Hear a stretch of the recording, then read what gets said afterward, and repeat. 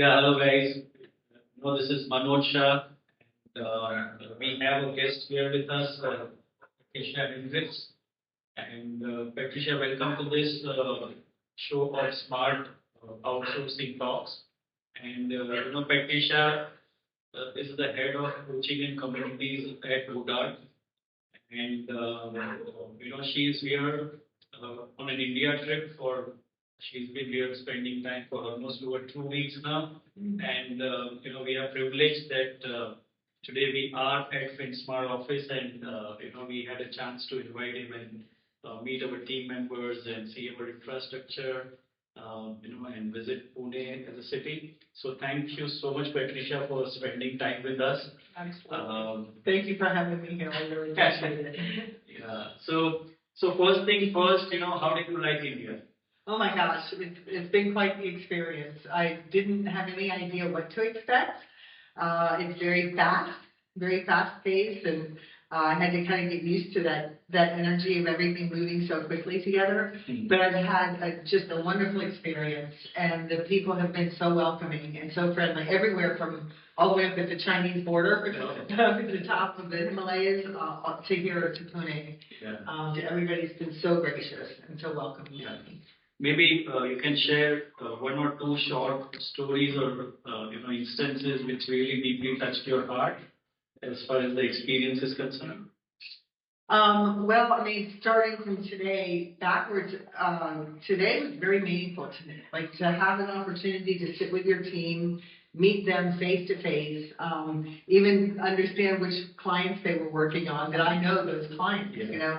I'm very excited to be able to take those pictures back with me and share with my clients that I actually got to meet their team member face to face. It made a big difference in making your organization human to me. It made it very real, and that was a big deal for me. Yeah, I appreciate that. yeah, and many of the times, when any accounting firms wants to outsource or offshore, they have many apprehensions, and I'm sure you would also have some, right? So before walking into Pune or Finsmart, you would have some mental maps made up of how it's going to be, and now we have actually visited. So tell us a little about what did you think before and now. How do you look at it? Sure. Well, 5 years ago, I was one of those people that said I would never offshore. Really? Yes, because I was like, why would I trust the security? Like, why would I hand over my clients' financial information to, on the other side of the world? Why not hire somebody locally that I can groom and teach and help them grow? So I definitely had a mindset. I didn't understand the process, but I had a preconceived notion.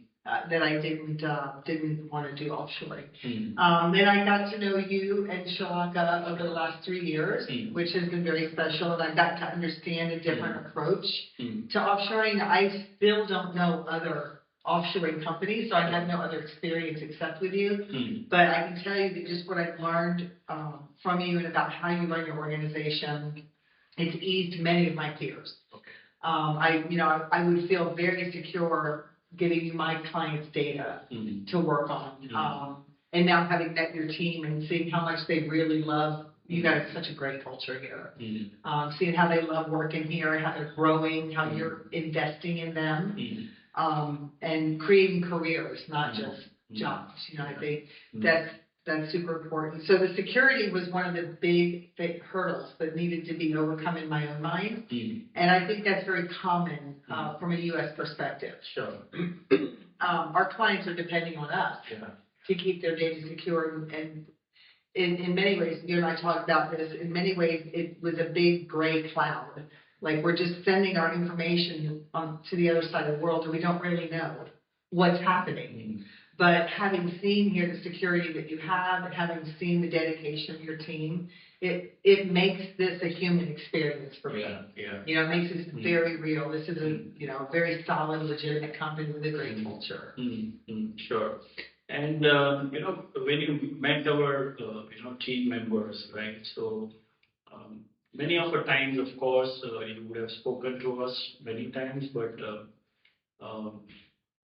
But when you want to offshore, how do you compare these teams with your US guys? So, say for example, a bookkeeper or an accountant in the US versus now we have met our team. So, do you see, what's the kind of a difference they have, or are they same, or Yeah, what do you think about that? I think you have requirements of your team that are actually much higher than what an average bookkeeper Was it? requirement would. I mean, you guys, most of your people are the equivalent of a CPA. Or they've got a master's in accounting. A lot of bookkeepers that I work with they're self-taught, and they're not trained necessarily as accountants. But they learn it. They learn it on their own. So there's, of course, there's the others that go through the whole schooling and get the CPAs and the MBAs and everything. But I feel like you have a very high standard for the knowledge and the level of education that your team members have. The other thing that I feel here is an eagerness to work. Okay. And I know that's something that we struggle with sometimes in the U.S. is finding people that want to work. And even if it's a part-time position, during that time that they're working, they need to be 100% dedicated to that job that they're working on. And it's difficult to find somebody that you can invest the time and training into, and they're going to stick with you. They're going to stay by your side and give you some return on that investment. So talk to me about, maybe 2 or 3 things you have really spotted good about the people here. Well, I mean, besides the attitude, everybody's so happy and just so genuine. They really took time to ask me excellent questions. They shared. You could tell they were proud of their own accomplishments and what they were doing with their careers. So I think that was very important. And then I've also had many people literally welcome me to the country. Like, what's your experience been like? We're so glad that you're here. When are you coming back? And that just warms my heart. Yeah. And have you had a chance to talk with them a little about the processes, the knowledge of the processes, technology, or anything that you want to share? Yes, so technical expertise maybe. A combination of some of the questions the conversations that we had today, and then some that you and I had last night about the differences in the way the Indian people think and process in their brain versus the way that we think in the U.S. and process in our brain. And it was very interesting to hear that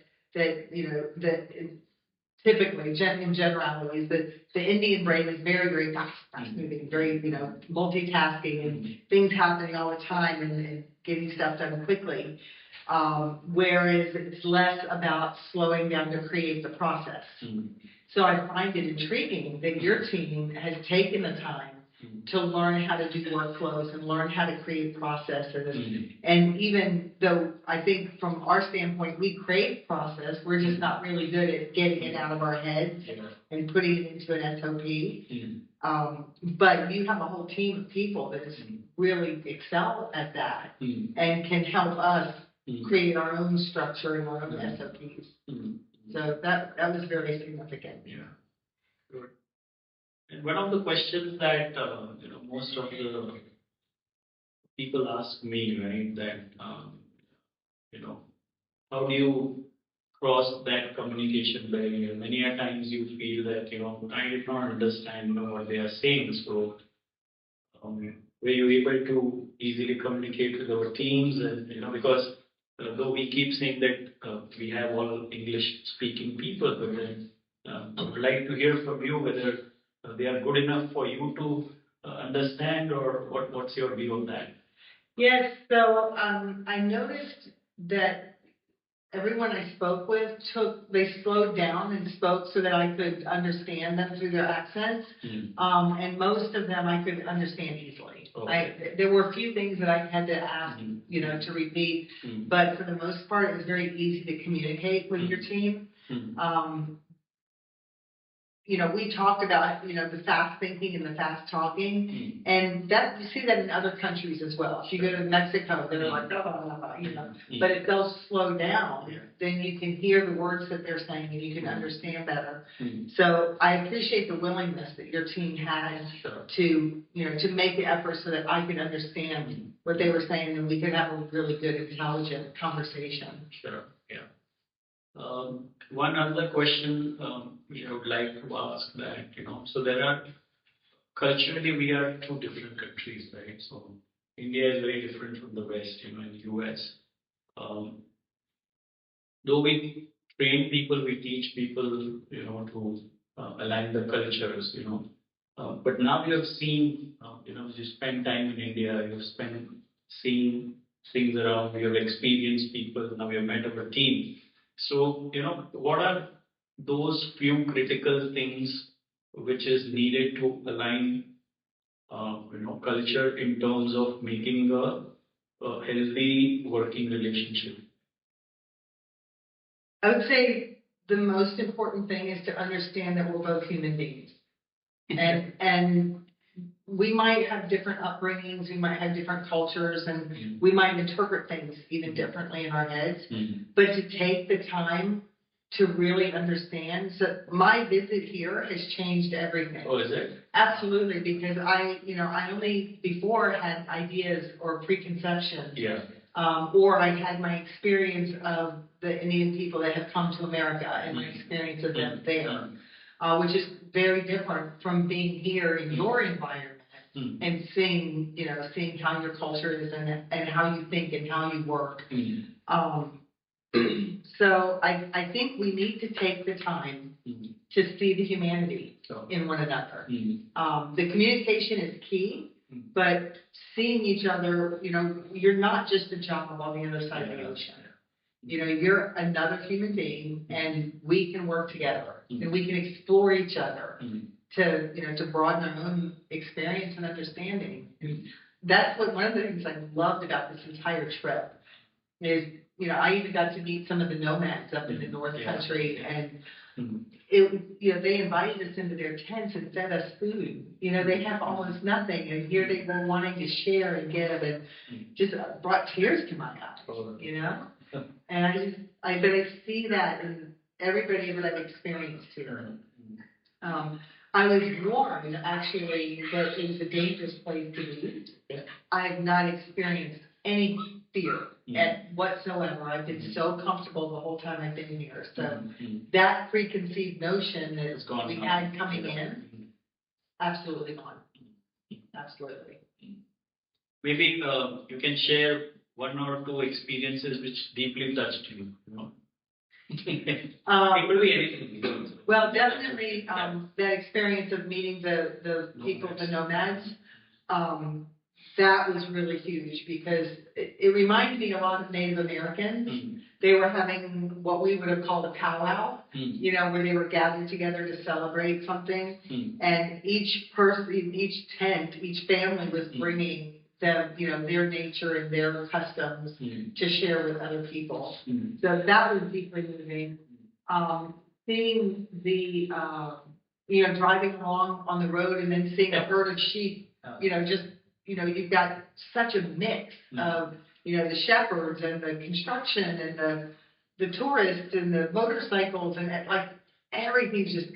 Everything is chaos, but still they exist. Yes, and it works. It's like everybody had some sort of an unspoken agreement, and it just works. And I liked you when you said yesterday, you said that, when in the US somebody honks, it's like, it's an insult. It's an insult, but here it's a way to communicate. It's so true. If you honk at somebody, it's because you're angry. Yeah. Or if you get honked at, you feel like you feel bad. What did I do wrong? But here it's just like, no, 1 beat means this, 2 beats means that. We're going to slash you. We're going to, I'm here. It's just everybody talking to everybody through the horns. Yeah, that was fun. The Indians actually thrive in chaos, right? Clearly. They get lost if there's no chaos. Yeah. That's what we're getting used to. Yeah. And if you are driving all the time, you're getting that training. Well, so for 2 weeks, I'm on a motorcycle, right, trying to learn how to drive on the left side of the road with all this chaos going on, and cows and dogs and people and tuk-tuks and, you know, all this stuff. And then I remember the last day when I turned in my motorcycle, and then I was going to catch the plane to come see you. And I just was so grateful that my life was no longer my responsibility, that somebody else was going to make sure that I was okay on the road. Good. So, you know that today the US has a huge capacity challenge in terms of accounting resources, right? You are not getting the talent, right? You have abundant talent available, right? It's like a gold mine of, you know, accounting talent. Still, those guys in US still have a lot of apprehensions, you know. So they are in a way not looking at a gold mine, and they are struggling to, you know, look at their land, you know. So what few things you would like to tell them, you know, when you have especially personally experienced India, and you have seen, you know, how we all work, and, you know, how things happens here. So one of my preconceived notions was that offshoring outfits were like labor pools. You know, that just anybody could come in off the street and be a bookkeeper, and how can I trust that? So that's not the case at all. I mean, clearly you have very high standards for your team, and this is, you know, as much of any legitimate, you know, accounting practice as anything that we would have. But I think the main thing is that we need to look at this not as a us and them, or a you're so far away idea. We need to look at this as an interdependency, right? Where you're providing something that we need, we're providing something that you need, and the other countries, everybody's working together and depending on each other in a constructive, interdependent way, and then everyone wins. And that's the key. Like, this literally could be the key to world peace, right? We had talked about that. If we depend on each other to you know, lift each other up, then there will be less wars and more peace. All right. So thank you so much, Patricia, for spending time with us, and